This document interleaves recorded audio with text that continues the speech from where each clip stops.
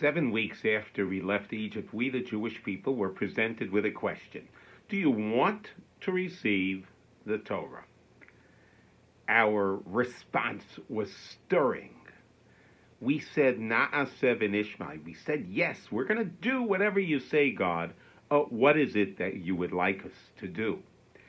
That profound, stirring level of commitment is actually part and parcel of every single mitzvah that we perform. In this week's portion, Chukas, we're presented at the beginning of the portion with a mitzvah of the red heifer. That is a chok. A chok is a mitzvah where the reason for the mitzvah was not given to us. The red heifer concept, the red heifer mitzvah, is especially complicated because what it entails is it's a necessary step for the purification of someone who becomes ritually impure, and a totally red cow needs to be slaughtered, and then it is burnt, and then its ashes are mixed with pure spring water and then sprinkled on the person who's ritually impure.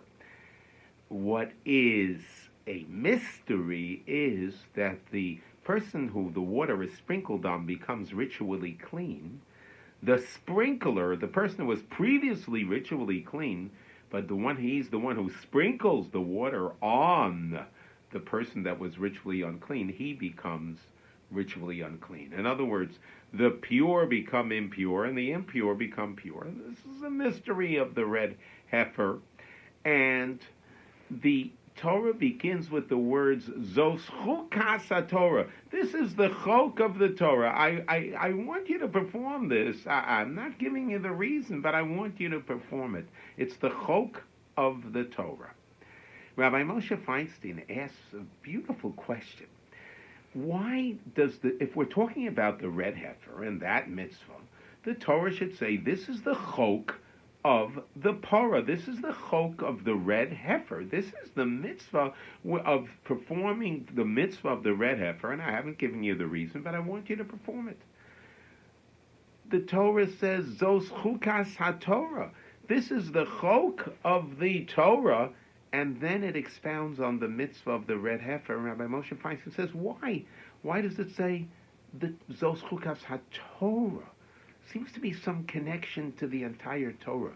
And he explains so beautifully that what God is telling us is that I've given you mitzvos without reasons, and I've given you many mitzvos where I've given you a reason for the mitzvah. You could check into the Talmud, you can find the reasons for many mitzvos, or the later commentaries, they'll give you reasons for the mitzvos. But when you perform any mitzvah, of course, have the reason in mind. But there must be an element of the performance that is like a chok. There's an element of the performance that I do just because God told me to do it. That is a part of the mitzvah, and that's why for the chok of the red heifer, the Torah says, Zos chukas haTorah, because in the entire Torah, in every mitzvah that you perform, Shabbos, you come to a Shabbos table and it's so beautiful, and you feel the spiritual experience of Shabbos, that God created the world in 6 days, and then on the 7th day God rested, and I am resting spiritually, physically on this specific day. Yes, beautiful. But there's another vital ingredient. I am serving God. That must be part of the mitzvah. I'm praying to God. When I pray to God, I must feel I'm performing the mitzvah of praying, but I am also serving God. I'm lighting the Shabbos candles, honoring the Shabbos, bringing in the Shabbos, welcoming the Shabbos queen. So beautiful. I must feel I am God's servant. I am serving God. That must be part of every single mitzvah that we perform, and hopefully every single action that we do throughout our lives, throughout our days. Have a fabulous Shabbos.